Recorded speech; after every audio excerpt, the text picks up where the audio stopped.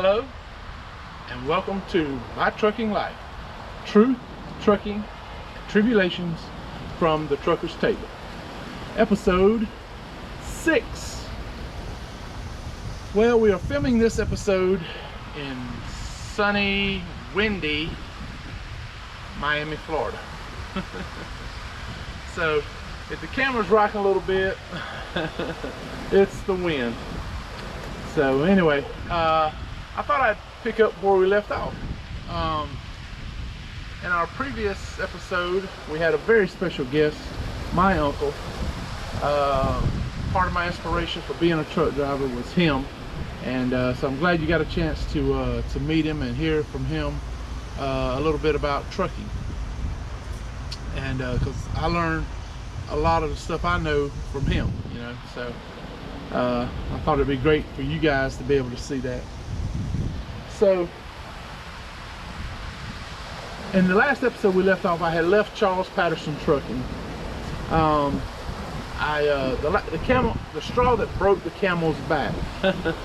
I had took my little brother, my baby brother Philip, with me out to California and back, just down to Deerfield Beach, and you know, we had fun together and everything. He was a young boy. He's probably, oh man, I want to say he was about 12, 11, 12, 13, somewhere right in there.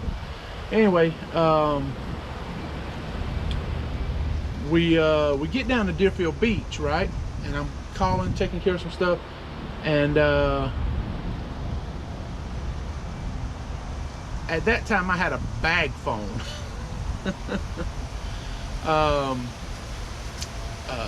Cell phone, but it was a bag phone, so it was like, I think like $3 a minute or something like that. It was expensive as heck back in I think it was 99, 2000, right around 2000, and the year.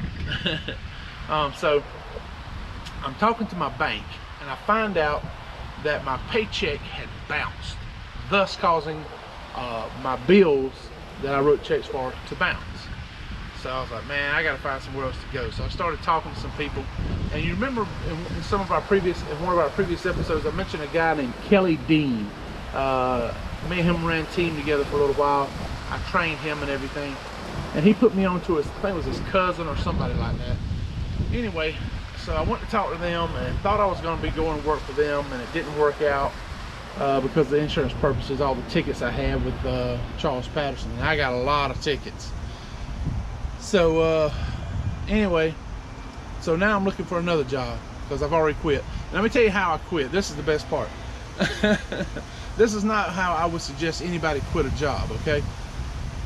I had already been warned by several people who had left Charles Patterson Trucking. Hey, he's gonna take your last paycheck, he's gonna take your escrow, and you're not getting a dime once he finds out you're fired, once you quit. So I said, all right, I gotta figure something out. So I told him I had to help my dad around the house do some stuff, and I was gonna take a week off. So I did that. That way I got my final paycheck. Once I got the cash money in the bank and I saw that it was good, I went back to the yard, and there was a bill of ladings in there with a com check and everything for my advance for my run I was fixing to take out to California. So I got the com check, I went and cashed it, my advance. It was $100. The $100 I never got for that bet we had, most likely. Anyway, cashed it. Once I got done cashing it, I called him. I said, hey, I just want to let you know I'm not coming back to work. You need to get somebody to take that load. I'm quitting. I'm going to another company. He was mad. He was livid because he still kept my $1,200 escrow. You don't get me wrong. So I still came out on the short end of the stick, but at least I got my last paycheck and I got that $100 advance. So anyway, I didn't get on with that one company I thought I was going to be getting on with. So I went to Circle City Transport in Dothan, Alabama. They had the gold trucks, the Freightliners. So I went over there, and I had a copy of my driving record, all my tickets, everything. And I took it with me, and I talked to the guy over there in safety. The owner of the company is a guy named Johnny Baker. Great guy, hard-working guy. He built that company.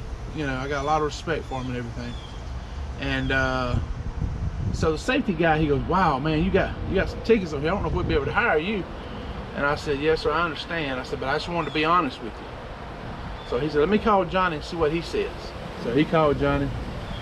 Johnny said, well, he got some experience. He can drive. He's been doing a pretty good job at his previous job. Yeah. Well, hire him. We'll make it work. All right, sweet. So he put me in a truck, nice gold FBL Freightliner, good truck. Liked it. Plenty of room in the sleeper and everything. And we pull dry van sometimes we pull reefer. Hauled a lot of hot sauce out of Avery Island, Louisiana. Tabasco. Airplane. We're next to the airport. Anyway, so I worked for them for about, I don't know, maybe 6 months or so. And all of a sudden I get a call, hey, you need to come into the office. So I come into the office and he goes, man, I hate to tell you this, but we're gonna have to let you go. And I said, wow, what did I do? Oh, you didn't do anything, but the insurance company did an audit and they said, with your driving record and your tickets, you can't work here. I said, yeah, but I haven't gotten any tickets since I've been here. He goes, I know, but we're talking about the ones you had before you worked here.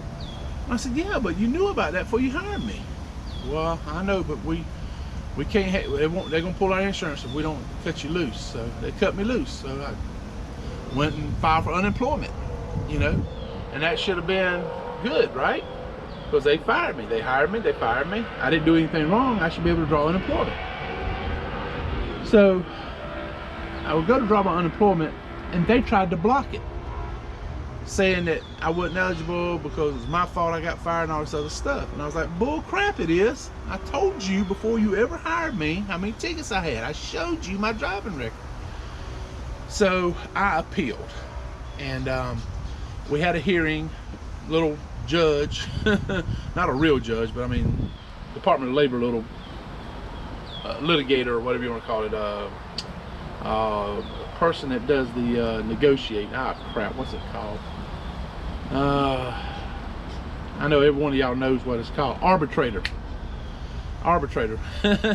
So it was going to make the decision about who was what, you know. So they presented their case, and I said, okay. I got up there, and this is back when Jag was real big on TV. So I got up there, and I think it was Jag. Anyway, it was some Law and Order show or something I was watching. So I thought I was a lawyer, you know. So I get up there and I said, I forgot the guy's name now. I said, did I give you a copy of my driving record and tell you about my tickets when you hired me? Yeah. I said, okay. I said, now when you hire somebody like that, what's the procedure? Do you have to run a background check on them? Do you have to check with the insurance company to make sure, you know, because, you know, I got tickets. You got to make sure with the insurance company that I'm good, right? Well, yeah, that's what you normally do. I said, so did you do that? Did you call the insurance company and say, hey, can we hire this guy? Well, no. I said, so you messed up. You were supposed to call the insurance company and you didn't do it, right? Well, yeah. Right, okay.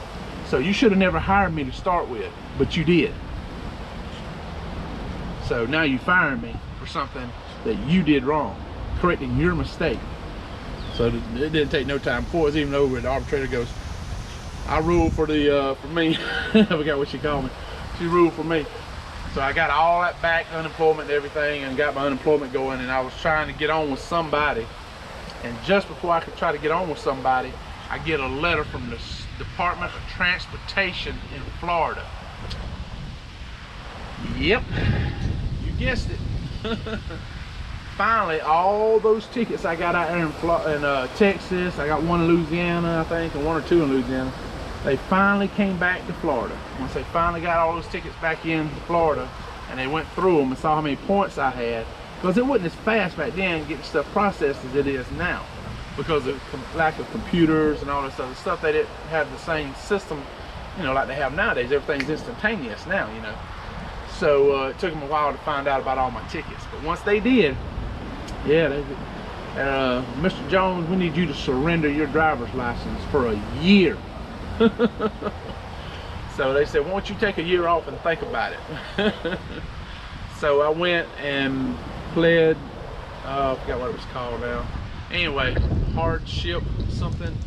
And I said, you know, hey, I got to earn a living. And the only way I can earn a living is with a driver's license. They said, okay, but you're not going to be driving a big truck.